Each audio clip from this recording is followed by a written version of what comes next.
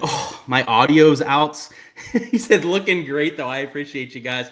Thanks for letting me know about the mic. I wasn't sure how long that was out for, but yeah, we're here for the prop stream. Not sure when it ended up cutting out there, which is crazy because it was glowing for me. It was working off the bat, at least. It must have randomly gone out for you guys. And yeah, I know it's back now. I can see that it's glowing in front of us. And you know what? Let's just redo this thing. So let me get a sip of water. Then, like you said, Parker, probably best to do it that way. By the way, chat, did I have the mic on at any point or was it silent the whole time? Before I go ahead and redo the whole spiel, someone let me know that here in a second before we do so. But I was talking a whole lot about the golf course. I was talking about conditions, which is kind of annoying that I'm going to have to redo it. But let me know exactly what I need to do. Was it the whole time? Oh, lovely. All right, well, let's do this then. All righty, so you're here with the round 4 prop live stream, and I'm going to put a comment in the live chat so you can skip to this section so you don't have to see this like it's a silent film, but we're here getting ready for all of our exposure for tomorrow. We're going to go through the stat averages for round number 4. We're also going to go through props and underdog and prize picks, conditions, matchups on the sports books, a little bit of everything that you need for your exposure. So if you have any questions, any sort of deep dives in the chat, feel free to go ahead and let me know. Ended up being a good day for yours truly. Ended up taking a lot of unders on strokes, overs on birdies for the action, which was a reaction to the early play that we saw. I woke up early, got my coffee in my system, and was tracking some of the first few guys on the golf course, and it was readily apparent that it was going to play easier. So we went out there, entered a whole bunch of slips in the morning to take advantage, and it would have been even better. It was profitable, so I can't really complain that much, but it would have been even better if it weren't for a couple 0.5 hooks. It was Matt Fitzpatrick birdies. I took him over 3.5. That was sort of annoying. Who was another one? I guess Tony Finau, Keegan Bradley also hooking at 3.5 birdies, which I can't complain too much, right? Most of the guys came through for my exposure, but let's see what we can do for Sunday. I would like a little sweep. It's been a couple weeks since we last had like a 10-0 sweep on a slate, which I know doesn't happen that often for most cappers, but I tend to do that a lot more than most people. So maybe I'm a little bit spoiled, used to doing that more than most people, but let's see if we can do it for Sunday. That would be a nice thing to round off this major championship. Let's get back to the chat. I was saying hi to Joe before, but obviously you guys couldn't hear me. What's going on, Parker, as well? I'm glad that you had a good day taking some unders. Christian's there. I finally saw the comments about being muted.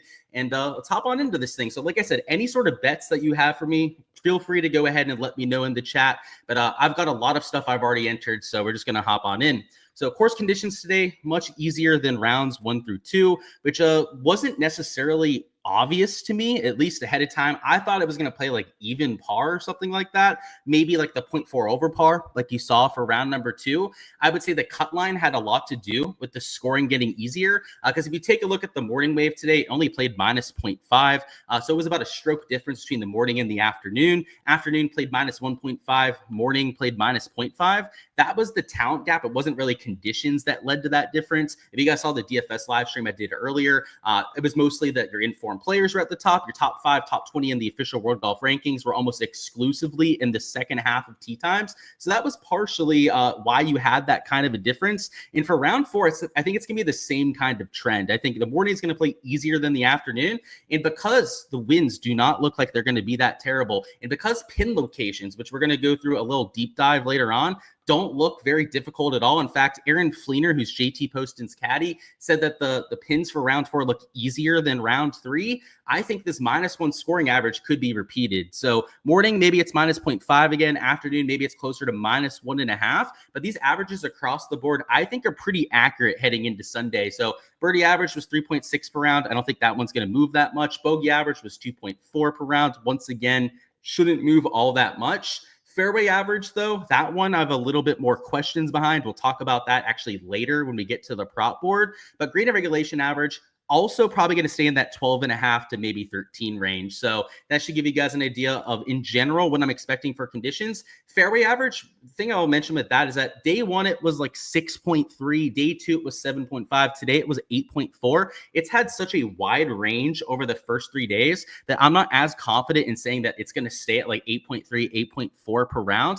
It might go down ever so slightly, maybe to something closer like 8 per round or even slightly below that. But based on the kind of volatility that we've seen on the fairway average over the first 3 days, that one I'm a little bit more sketchy about, which I think we can use to our advantage because the sports books have definitely bumped up almost all of the fairway lines. And I would say that if it could potentially be a lower average for tomorrow, that there's at least a possibility that some of the unders for fairways could make quite a bit of sense. So we'll give an example of one of those potential unders that I'm playing. And even if it is the same average, the under that we're going to take would make sense. That's why I think it's such a good prop to mix in, is because it has the upside to be even better value if I'm right about what that fairway average has been doing. But again, pretty solid averages across the board, not going to move that much in my opinion, mostly because the weather looks the same. And if we do more of a deep dive from this angle, it's going to be sub 10 miles an hour for most of the day. ECM, you can see that on the screen. That was the main one that we had up.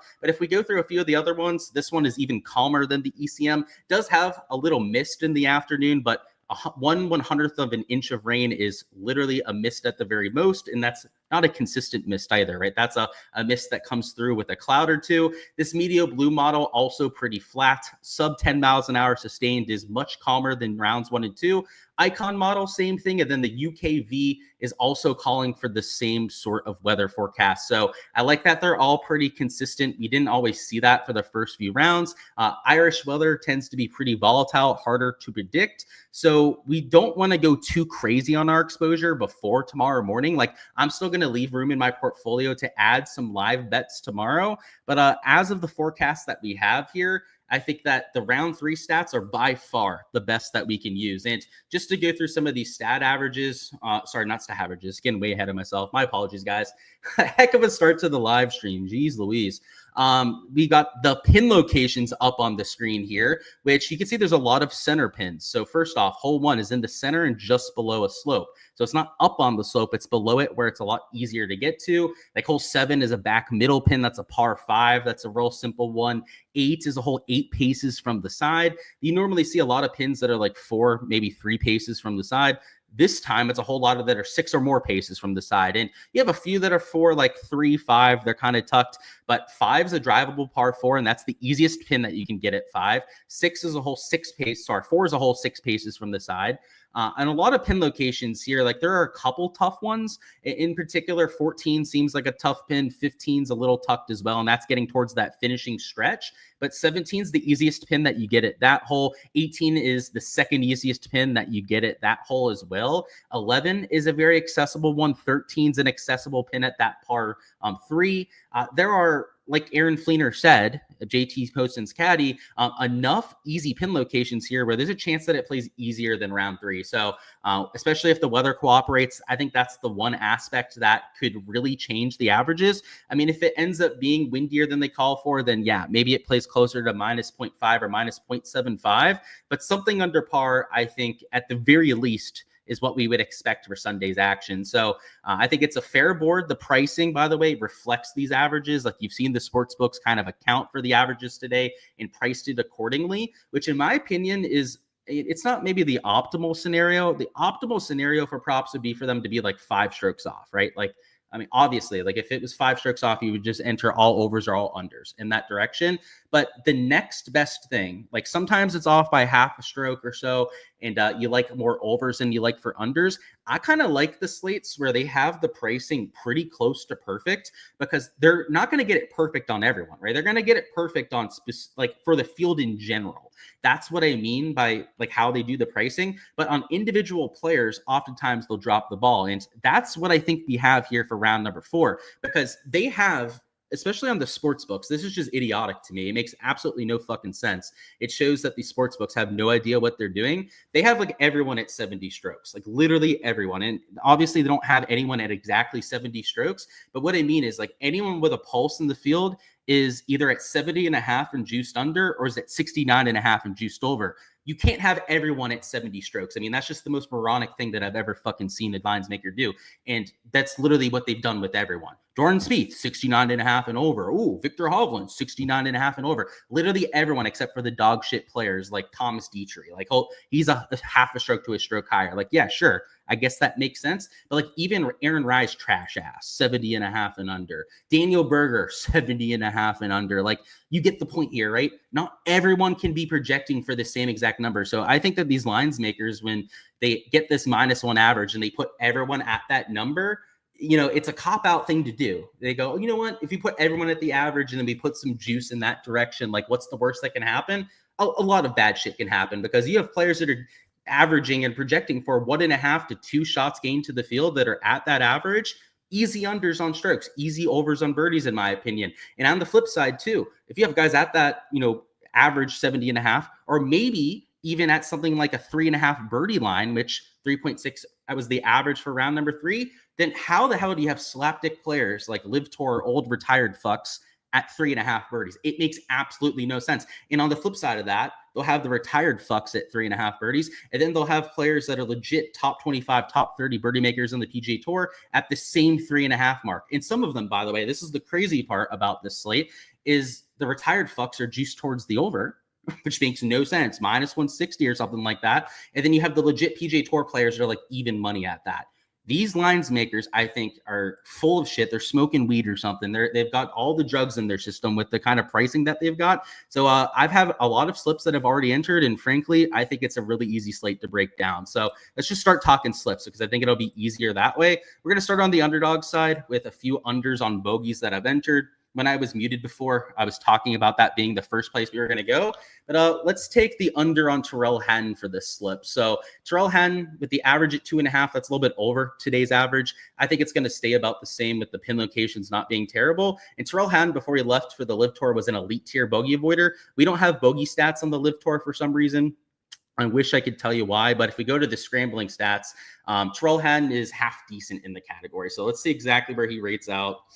On number 25 in the category. Go to the year before that, I believe he was top 20 in the category, but he doesn't miss many greens to begin with, right? If you go to the green regulation percentage, you'll see Tyrrell Hatton is number 4 in the category. So when you have an elite tier green and reg rate, and you're an average to above average scrambler, I know we don't have the stats for it on the Live Tour, but he's an elite tier bogey avoider. He's not up there with the John Rahm, who's elite in both categories, but he's certainly top 5 in that bogey avoidance. So when we take a look at this line at 2.5, in my opinion, it doesn't make sense. When he's been in elite tier form for most of the week, has been striping it, especially over the last day, even outside of that hole out eagle from today. He's gained about 2 strokes with his irons since over the last 2 rounds.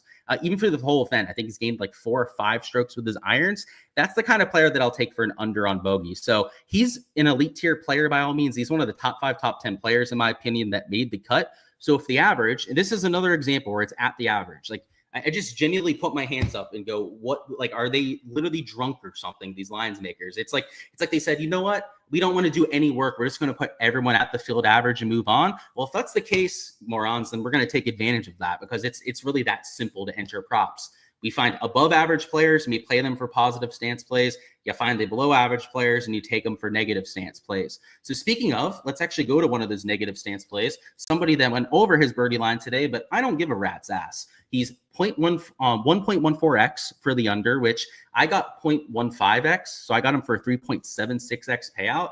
But this is a guy that should not be projected for the over at 3.5. Like, I know the average was 3.6, ever so slightly over this number. Like, whatever. It's not really that big a deal, in my opinion. He's marginally over this sort of number. Lee Westwood, though, if we go to the averages on the Live Tour, you're talking about someone who, even this year when he's played decently, is number 39 on tour out of 54 at making birdies. How the hell, again, just raise my hands, go, what are we doing here? How is he better than that average? This is one of the bottom 10 players that made the cut. And I watch the Live stuff. Like, I'm not somebody that's biased against them. And that's why I'm saying, like, oh, how could a Live guy who's 39, right, be over that average? It's not just a Live guy. It's Lee Westwood, who's been one of the bottom 15 players on that league. And must have reminded you who's around him. Who the hell is Euban Jang? Who the hell are some of these other, like, random Ben Campbell dudes? Like, some of these guys absolutely suck. You got Graham McDowell, by the way, who's broadcasting this week. He didn't even try to make it to the event because he sucks at this point of his career. Like, you get the point. I don't want to shit talk that many people towards the bottom here, but when you have guys like Louis Massavale, he's like some random amateur that hasn't done shit yet. Anthony Kim, for goodness sakes, that's not that far behind. you can see why I think that he would be value, especially with a multiplier towards the under. And if you were to take these two together, get a 3.72x payout, which is pretty crazy. And there are a lot of slips that I think make sense like this. So that'll be the one that we take on Underdog. There's already a few posted on my Patreon page at this point.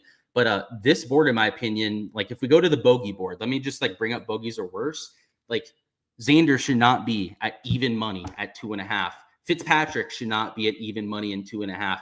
Harris English should not be at even money in 2.5. Russell Henley, for that matter, should not be at even money in 2.5. And some of those guys, it's not even like they're like top 20 bogey avoiders. I focused on the elite of the elite when I went for taking my under so far. But like Xander's like slightly above average this year. And bogey avoidance, like he's obviously usually a lot better than that. He's struggled a little bit since injury, but he's starting to kind of come into his own. Like that's like another obvious value that you could take. If you did that there, that's a 7x. Now, I would probably just do a second slip or something like that with some of these other unders. But that's the idea with bogeys or worse. I think there's a lot of numbers that are drastically off. Let's go to the birdie or better board now. So the birdie or better board, they have some guys at 4.5, like your elite tier players. Look at this. They're actually starting to juice up some of these lines now. They were 4.5 and juiced under before. But if we take a look at some of these players like Phil's at 3.5 and juiced towards the over. You guys can probably tell what I think about that one too. A player that on the Live Tour this year has been a little bit better than Westwood, but still pretty crap at making birdies. He's about average in the field in that category. Year before that, though, which is the bigger sample size for Phil Mickelson. What do you rank, like 30 something? Let's see, yeah, 34 in the category at making birdies. There's only 20 players worse on the Live Tour at making those. And look, Matt Jones is actually slightly better at him than making birdies. Callie Smooja is. And I think it's got to be like the biggest meme of it all. Like Callie Smooja isn't even like an elite tier DP World Tour player, and he made more birdies than Phil Mickelson did. So like that would be like another fade you could look at. But like this board in general, there'd be some overs that make sense as well, right? So like it's not just like it'd be unders, but on the flip side, like people that have a pulse and are legit PJ Tour players should not be at 3.5 birdies. So, for example, Lucas Glover, I haven't taken his over on birdies quite yet, but like he's somebody I was looking at. If we take a look at his birdie percentage, go to scoring and go to birdie or better percentage, he's like number 63 or something on tour when it comes to making those. Let's see if I could fucking load. That would be great. Any minute now. Yeah, number 56 on tour. So a little bit better than I thought at making birdies are better. But like there's guys like him that would make sense for that. Really anyone that's a better than average PGA Tour player, I think would make a lot of sense at even money. Harris English doesn't grade out that well in birdie percentage, but like he would be somebody I would consider for an over. He's also juiced a little bit towards the over. So if you're a plus EV slappy, then I guess you could add that on top for value. But you can see over here, I was looking at Sun GM for an over on birdies as well. And the reason why I was looking at it on Prize Picks rather than Underdog is that if you wanted to take a couple overs on birdies together, so I'm just going to throw in a couple of these at random just to show it to you, it'd only be 2.58x. So if I wanted to go two positive stance plays, you just kind of don't want to do that on Underdog, at least when it comes to using birdies or better. But if you do it on a site like Prize Picks, again, I'm just picking random names here. Don't just enter it thinking it's a slip. It's 2.75x. So it's a much more fair payout if you take it on the Prize Picks side. And I was looking at some of these 3.5s. I like the one on Sun GM just to show you the reasoning on that. He's number, if I could get him to show the right one. Where's Sun GM? Number 37 on tour when it comes to making birdies or better. So well above average player who is being projected below the average. And like, this is one that just like shows how ridiculous this is. This is a PGA Tour player. It's the more competitive tour between the two. And you've got Sun GM, who's percentage-wise a much better player in the category than the guys on the Live Tour, who isn't juiced towards the over. Right? He's like minus 135 to the over as opposed as like minus 150, minus 160 with those other two players. Like, what the hell are we doing on these sites? Like, it literally makes absolutely no sense, some of the pricing that they have up. So I'm not going to question it. I'm just going to enter the value as I see it. I'm not going to worry about, oh, what do they know? And all that like silly stuff that I've seen from bettors before that are like just kind of like second guessing themselves on stuff that's clear value. But like an Aaron Rye, that would be another one I was kind of looking at. Like even in Novak, like Novak's not a great prolific birdie maker or anything like that, but that would make quite a bit of sense. I do have to say though, the strokes lines aren't as drastically off. I was looking at a few unders on strokes, maybe even like an over or 2 on strokes. There were more unders on strokes that I was eyeing up than there were overs, but they have so many guys at 70. So to go back to the sportsbook odds and that the rant I did with, oh, let's just put everyone at 70 strokes. That's what Prize Picks did. I mean, they just pretty much put everyone who's an average guy at 70, which I guess makes kind of sense because that's where I think the average is going to come in around. But it does make it mighty fun and annoying if you want to take unders, because if you want to get somebody to go under for you at 70, they've got to shoot -2, which is just asking so much more than getting to that -1 average. So that's why I stayed away from it for now. I haven't really entered any of the stroke stuff quite yet myself, just because some of these other categories, like for example, with the strokes line at 70, an elite tier player, let's use Terrell Hatton, for example, who I think he's at 69.5, but let's go to Henley then. Is Henley at 70 strokes? So yeah, Henley's at 70. So he's a good example of this. Henley's at 70 strokes, right? That is the field average. He's got to gain a whole stroke to the field to go under that line for us. Well, the bogey or worse line, if the average is 2.4, right? He has to just be slightly better than the average. He's only got to go under the average by like 0.4 rather than an entire stroke. I know that doesn't seem like a massive difference, but that kind of difference matters, especially when you're looking at a player's specialty. And let's show Russell Henley on that. And by the way, this Henley under on bogeys is something that I've already entered. So that's why we're going through it in particular. But he's number 16 on tour in bogey avoidance. Like, that's the kind of spot that I'd be willing to mix in as well. But the unfortunate part is with Prize Picks and these bogey or worse props is that they screw you with the payout. It's only 2.5x for some reason. So if you're going to use one of these bogeys or worse props on Prize Picks, you're probably going to have to mix in a fade or a birdie or better matchup to get rid of the payout multiplier. But yeah, Underdog, it's not as much of an issue. So while it's an issue with the birdie or better props on Underdog at times, it's not so much an issue when you're using stuff like bogeys or worse, like we were doing there before. So in general, that should give you guys a little bit of a sense what I'm doing with this board. Fairway board, let's go to that now. So what we're going to do for this is we're going to take a combination that I took on Underdog, actually, and we're going to use it on the Prize Pick side. It's going to be this under on Rory McIlroy, and you know what? We'll put him with the same exact guy that I took. So I played this with the Russell Henley prop. Now, the issue with this, and you should play this on Underdog if you have access to both sites, is that you can get a slightly better payout if you take it on this side of things. So let's get Hendog in here, who is great value in my opinion at that spot, and let's find the Rory McIlroy under on fairways, which I'm hoping doesn't have a multiplier on it. Yeah, no multiplier quite yet. If this gets a multiplier on it, which is possible on Underdog, they're pretty bump heavy when it comes to this kind of exposure, especially stuff that I show on the live streams. But this is 3.09x. That's why it's worth taking there right now. If they add the multiplier and this dips below 3x, then the next best place would be able to take this on Prize Picks. So I guess another little bonus slip that we'll go through together. I already talked through the Russell Henley one. Let's mention Rory McIlroy now. So Rory has been horrendous with the driver this week. Like it's borderline really bad what he's been doing. If you take a look at it round by round, so today he hit 5 of his 14. Round 2, he hit 7 of his 14. And then round number 1, he hit 2 of his 14. So on average, is sitting about 4.5 fairways per round. And this is Rory McIlroy, by the way, who comes into this event losing accuracy in, let's see, 1, 2, 3, 4, 5, 6, 7, 8, 9, 10, 11. In 10 of his last 11 worldwide starts, he's lost accuracy to the field. And it's not even like we're cherry picking it that bad. If we go before that, the driver was a little bit better, still an average to below average driver. But lately he's been dog shit at hitting fairway. So the stuff that we've seen this week at him, hitting 2, 5, 7 fairways per round is not an aberration. It's not like, oh, like he's just having a couple bad rounds. Like this is Rory's MO over the last few months. It's just not hit that many fairways. And even with that, he's T4. So it's not like he's played terribly. It's not like he played badly today either. And he's like, oh, I got to change up the strategy and try and hit more fairways. Rory's going to do the same exact shit that he's been doing this entire week. So at 7.5, I am okay with taking that under, even with the average at 8.4 per round, because as I said off the bat earlier, I'm not sure that that's a stable average. Like I think that that's probably higher. That's going to come in for round 4, even if the conditions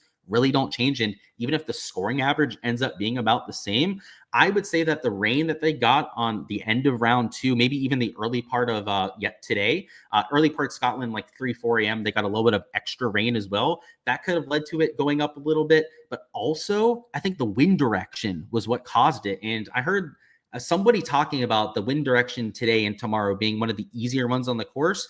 If the wind direction moves a little bit tomorrow and it's maybe not as ideal as it was today, like don't be surprised if that fairway average drops to like 8 per round. And if it were to drop to 8 per round, then we're not even asking that much from Rory, right? We're asking him to essentially just go slightly under that field average, which considering that he's losing on average about 8 to 10% accuracy per event to the field, that is well within that range of outcomes. In fact, that's not even asking that much from Rory, so like you saw. And if we take a look at the line on the sportsbook, he is minus 135 towards the under. So, and it's worth noting that Henley, also Terrell Hatton, are also minus 130 towards the under. So there's a slight plus EV lean, I guess, on those two.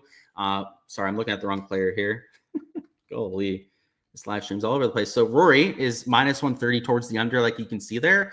And the other side of it, Henley, if you were to go to the bogey or worse lines, you'd see the same thing for both of those kind of players. So I know it didn't show that off before, so I guess we'll do it right now. Henley and Hatton real quickly. So there's Henley, minus 135. Let's find Terrell Hatton as well, who's also, well, I guess minus 130 now. I guess he was minus 135 earlier. Either way, still pretty close to that plus EV number that we're looking for. And two slips that I think you can consider. Now, we had that Sungjae M prop that I was looking at, right? I'm still okay with mixing that in. Now, I'm going to ask for the chat for some help here. Who's your favorite player on Prize Picks, not Underdog? Because again, Underdog's payouts for 2 birdie slips is birdie props or dog shit. We're just not going to do that. Who's your favorite over on birdies? Is it a Harris English? Let's see. Glover, right? Glover was decent at making birdies. I was kind of looking at that one. I guess we could say Ricky. I mean, Ricky's been playing decent golf and he's good at Open Championship link style golf courses. Like that one's not crazy. Out of an English, Glover, Ricky, which one's your favorite for the over? And I believe all of them are minus 135 for the over on books. So if you're worried about the odds when line shopping those, let me just double check that. So Ricky does he not have a line? So it doesn't look like Ricky Fowler has a line posted, but the other two do. So if we go to Harris English, you can see him it's Harry Hall. I was going to say, ooh, his line's juiced even more. I was going to try and grab that one quickly. But yeah, he's still that minus 135. I think Glover, I'm actually not sure if Glover has a line. I know Harris does. Glover is closer to even money, so maybe we take him out of that. Would you guys go Harris English or Ricky Fowler? It's kind of nice to have the confirmation bias of those odds to work with. But a Ricky Fowler, low key, has been playing some pretty good golf. So just to double check on the birdie or better percentage to make sure it hasn't like dropped off drastically or anything like that. Let's see exactly where he grades out. So Ricky Fowler for the year is number 79 in birdie or better percentage. Harris English, though, it is worth noting here, is number 150 something in birdie or better percentage, even though his form is excellent. So if we go to like the leaderboard here and click on Harris English, I mean, it's been top 25 machine for like the last few months. Even despite that, he's number 156 in birdie or better percentage, right? So that would be the argument against Harris English, is that he doesn't grade out as elite in the category as we'd hope, right? He's not like number 37 like Sungjae. Like Sungjae checks all the boxes that we're really looking for. The difference, though, is that Harris English has by far the best form of any of these players. And we have that sportsbook line as that confirmation bias. And Harris English is in 4th place as opposed to middle to the bottom end of the board with guys like a Sungjae Im and Ricky Fowler. So again, I posed that question to the chat. Let me know what you guys are thinking. And let's catch up on some chats. Where did we leave off?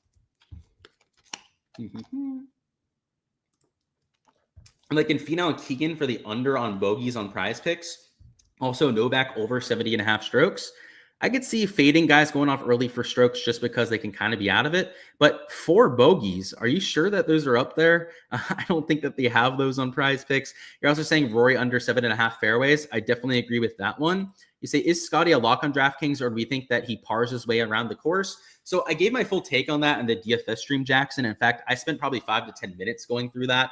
So you might like want to check out that live stream just for the full take on it. But the Spark Notes version is that no, he's not a lock. He's not a lock to make the optimal lineup. Now, is he by far the most popular player to make the optimal? No doubt about it, right? It'd be crazy not to think that. But at the same time, he's going to be over 50% owned. And because he's $13,000, there's a conceivable way where a bunch of the guys in the 9, 10K range go off for 50 plus fantasy points. And you would rather have 2 or 3 of those players in the lineup rather than, let's say, the 55 to 60 points that you're getting for a 13K Scotty. Because let's say in the world that you have a bunch of those guys, like let's say a Rory, Xander, Terrell Hatton, a lot of those guys in that portion go off for like -5, -6 rounds. They're not going to win because Scotty is going to win. Like I would say 99 percentile certainty. Scotty Scheffler is winning this golf tournament tomorrow.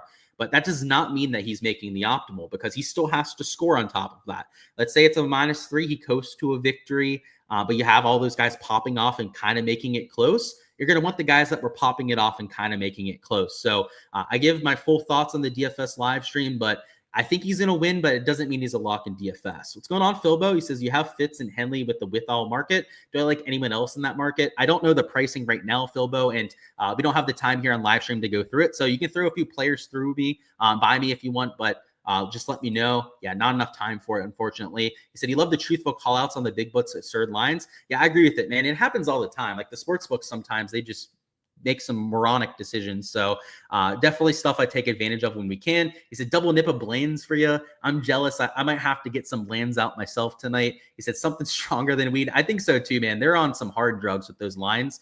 Like literally every player's at the same projection. Like, how do you figure that one? Like, how does that even remotely get justified by your lines makers? It just, again, makes me roll my eyes, makes me throw up my hands and go, all right, bet.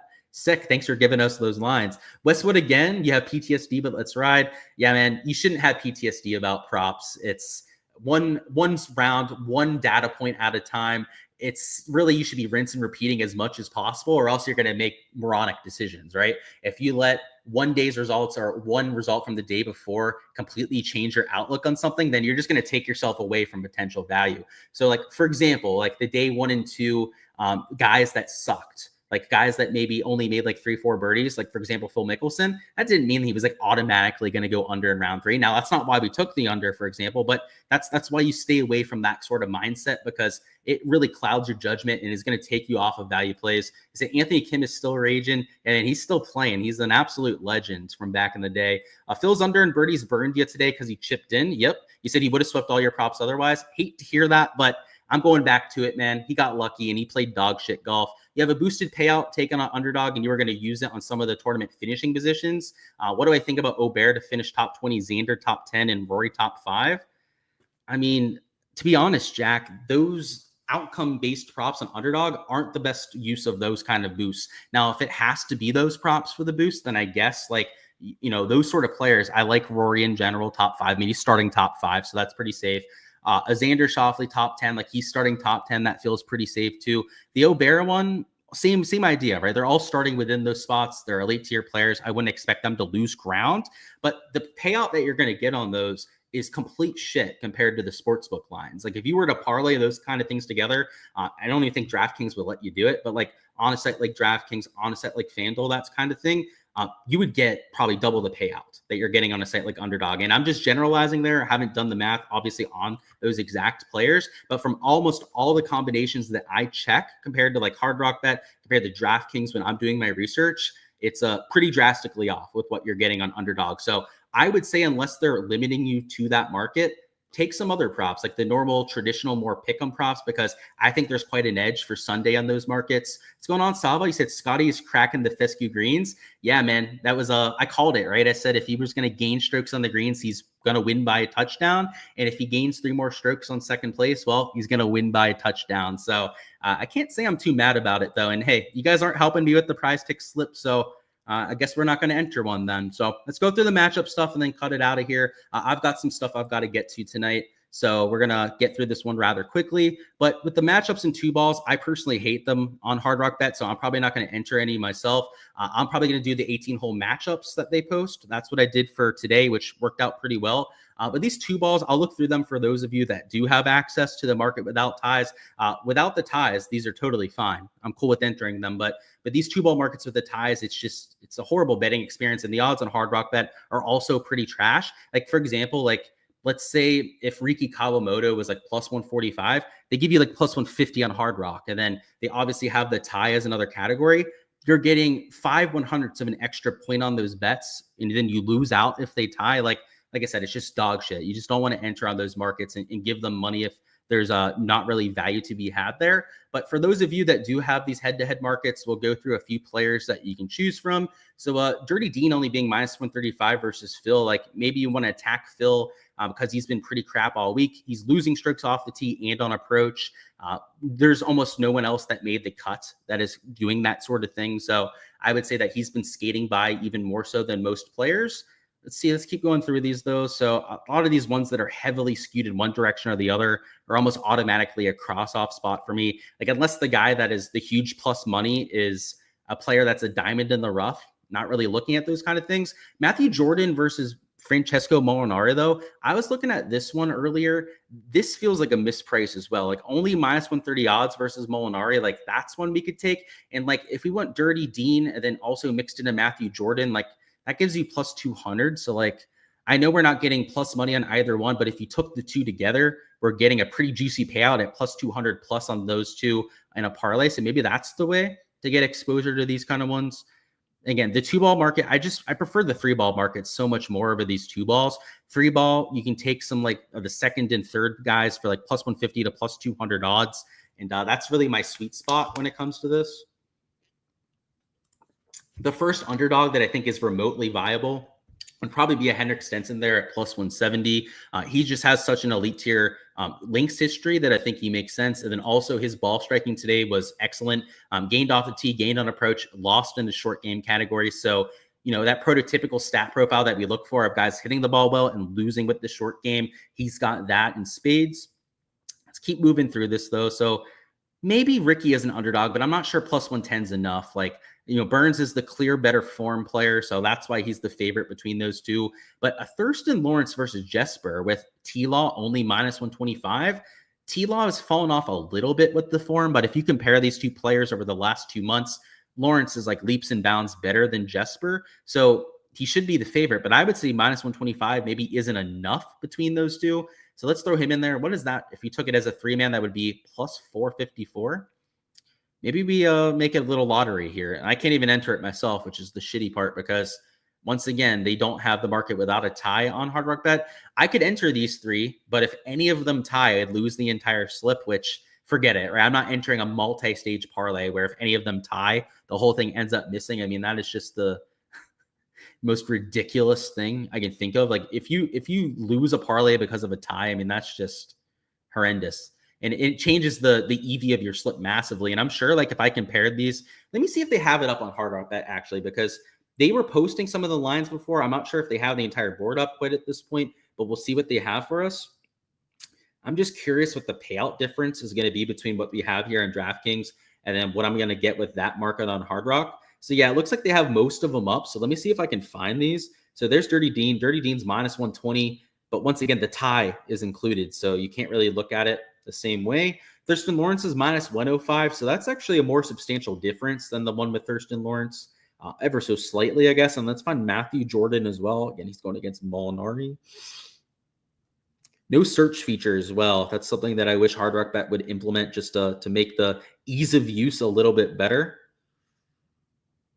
Golly, did they not have that up with Molinari? Because I still don't see him on here.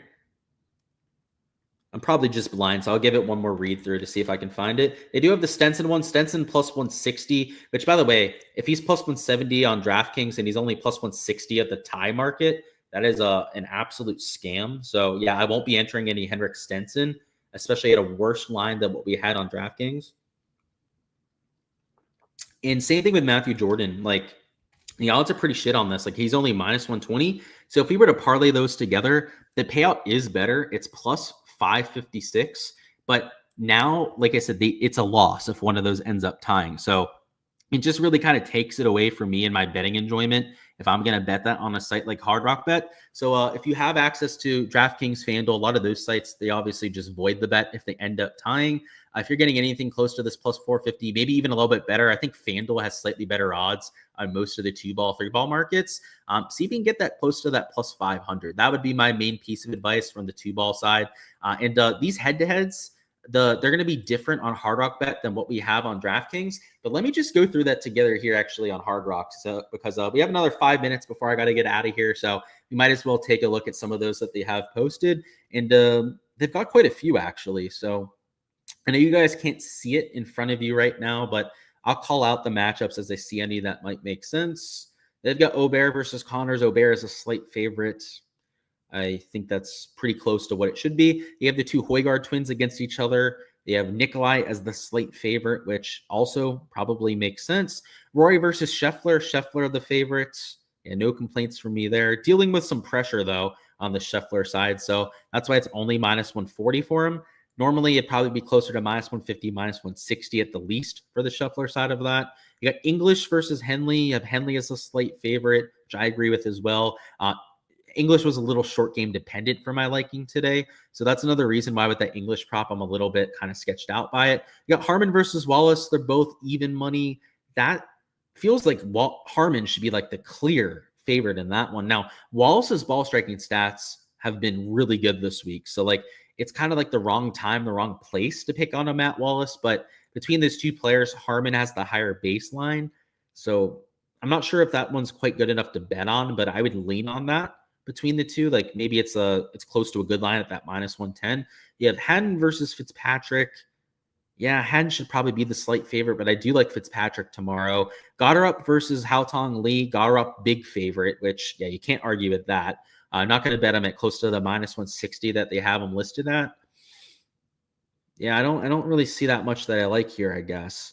Fowler versus Hideki Matsuyama. Also have JT versus JJ Spawn.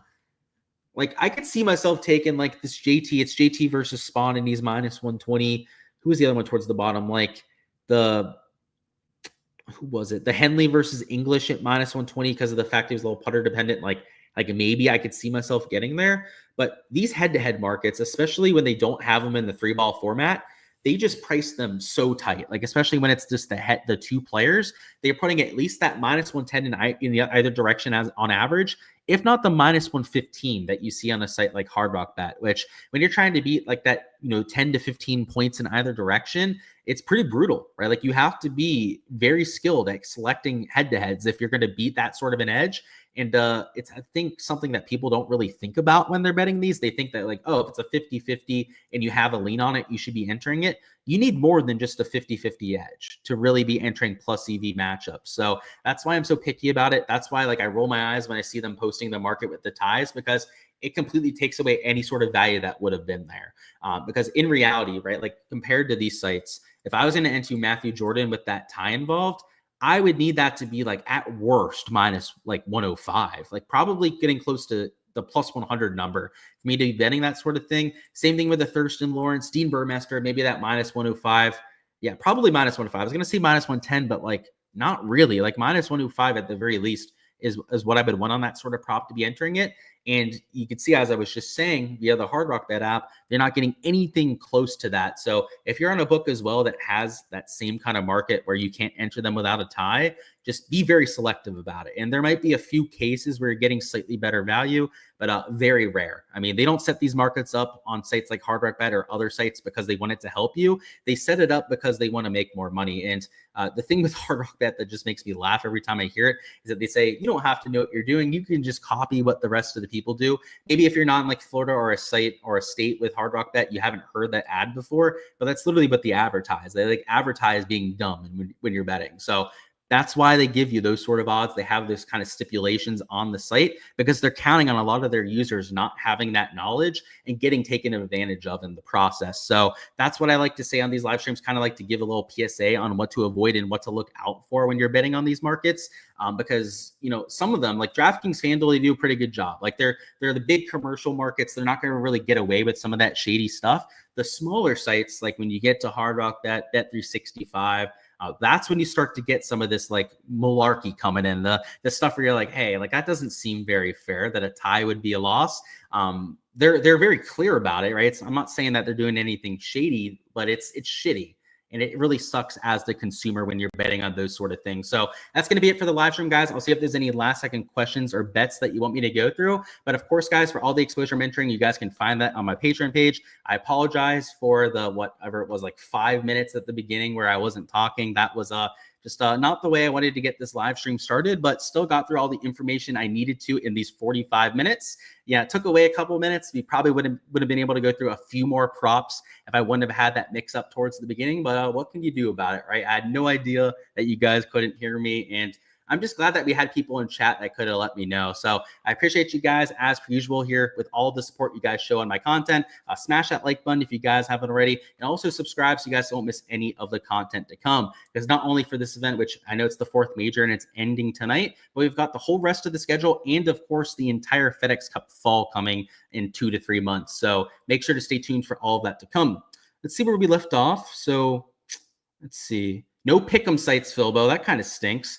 Yeah, that's you get some states where you get partially like the betting and then partially the pick'ems. Florida is one of the very few where we get both. So I'm kind of blessed for that reason. What's going on with the Keegan over 11.5 pars? Par bets aren't my favorite. And I guess we can like do the math backwards. And I can give you some sort of an idea. So, I mean, the average for birdie or better and bogey or worse, if we add them together, was a hair over 6 per round. So it was about 6.05. That means that the average for pars in the field was just a hair under 12, so like 11.95. So the average is over that number. Keegan Bradley, though, if we take a look at some of his averages, he's not really somebody that like is below average in either category. So let's start with birdies. This is birdies are better, I believe, that we have up here. So Keegan Bradley is number 43 on tour. So he makes slightly more birdies than most players. Let's look at his bogey avoidance. I'm kind of curious about that one. He ranks out number 62 there. So yeah, he does make slightly less bogeys than most players, but let's say that puts him at like 2.25, maybe let's go down to 2 bogeys actually on Keegan. I'm pretty comfortable putting him the whole way down too, but let's give him 4 birdies or better per round just because he's a better than average birdie maker. So that's about 6 non-par. So that's about 12. The over 11.5, I think does make some sense, but it's such a fluky prop that I don't know if it's my favorite, man. Like that's why I stay away from it, is because it feels like it's a little bit fluky. He said he makes some good profit on the insights I gave yesterday, plus the 2 extra 2-man. Good eats. Glad to hear that. Bobby Mack over 8 fairways. I'm sketched out by the fairway average. I think it's possibly going to go down. So I would probably stay away from the fairway overs, at least until you can see the scoring and the kind of golf course conditions tomorrow. If it's firmer and faster, this could drop to 8, maybe even slightly below 8 per round. So that's just what I would keep an eye on. Fowler over 3.5 birdies. I was looking at it, but I don't know if it's my favorite bet. I think there's probably better players we can get to. You're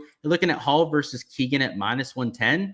I could get behind that. I don't think that's and yeah, I know you're looking at the straight 18-hole matchup. So no tie is going to be involved on that one. If we compare the shots gained metrics on the two, it's very close. So I kind of get why they had those two together. Let me scroll back here so we can get to the averages. Let's go to the full event as well. So not just from today. So Harris English, mostly gaining with his putter and his approach play. And then let's go to Keegan Bradley. Keegan Bradley, maybe I would go with sorry, I'm comparing the wrong 2 players. Sorry, Harry Hall. Wow, golly, you can see what I was doing there, right? Harry. Same thing on those 2. But Harry Hall's the second player down. He's actually losing on approach this week, which surprises me. I thought he was doing a lot better. In fact, today, I know he did a whole lot better with his approach play. So that's why that one kind of took me out of left field. I don't know if I would enter that. That approach play kind of sketching me out. And he said, appreciate the work. Of course, guys. Alrighty, I got to get out of here. I've got to make some dinner before I head out to watching these UFC fights. But best of luck with all the exposure that you guys are getting to. I'll see you guys for all the content next week.